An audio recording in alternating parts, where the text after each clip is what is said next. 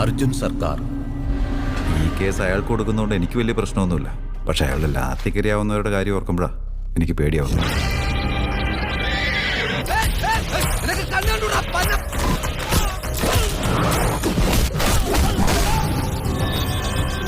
എല്ലാവരും ഒരേ മെത്തേഡിൽ തന്നെ മർഡർ ചെയ്യുന്നുണ്ട്.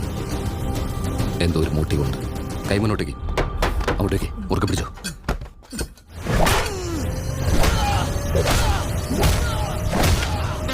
ക്രിസ്റ്റു വന്നു.